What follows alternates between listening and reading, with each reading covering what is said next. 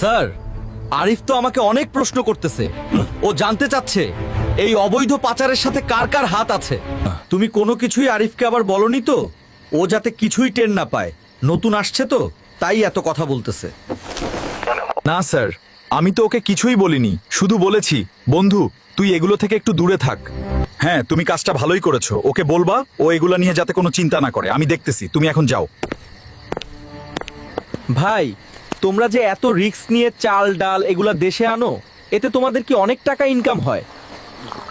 আরে বেটা, আমাকে কি তোর বলদ মনে হয় যে আমি চাল ডাল এগুলা জীবনের রিস্ক নিয়ে দেশে ঢুকাবো? আমার ব্যবসা অন্য একটা। তাহলে ভাই, তুমি কি এমন ব্যবসা করো যে তোমার এত রিস্ক নিতে হয়?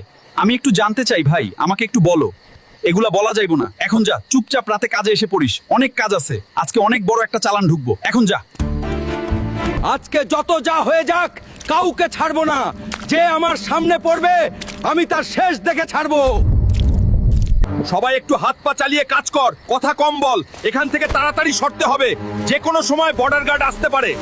এদেশের ক্ষতি যারা করে তাদেরকে আমি শান্তিতে থাকতে দিব না। একটা একটা করে আমি সব শেষ করে দিব। একটু কাজটা তাড়াতাড়ি কর, হাত চালিয়ে কর, কথা একটু কম বল। তাড়াতাড়ি হাত পা চালিয়ে কাজ কর, কেউ এসে পড়লে বিশাল ঝামেলা। কি হলো আরিফ, তোমার ডিউটি কেমন চলতেছে? আলহামদুলিল্লাহ স্যার, ডিউটি তো ভালো চলতেছে। আজকে যদি আমার এই চালানটা আটকে যায় তাহলে তো আমি পুরো ধ্বংস হয়ে যাব। তোরা একটু হাত পা চালিয়ে তাড়াতাড়ি কাজটা শেষ কর। শুনে খুশি হলাম আরিফ।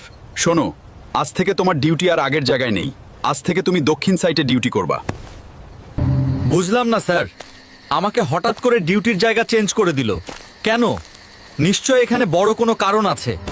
আমি খুব শীঘ্রই এর রহস্য জানতে পারবো। আমি একটা কাজ করি, আমি সেখানে যাই এবং দেখি কি হচ্ছে। যতদূর আমি জানি, আজকে বর্ডার দিয়ে বড় একটা চোরাচালান হবে। আমার কাছে ফুল ইনফরমেশন আছে। আমার মনে হচ্ছে সেই কারণেই আমাকে ওখান থেকে সরিয়ে দিয়েছে। কিন্তু আমি বেঁচে থাকতে ইনশাল্লাহ এই কাজ হতে দিব না জীবনেও। সবাই আমার জন্য দোয়া করবেন এবং পেজটি ফলো করে রাখবেন পরের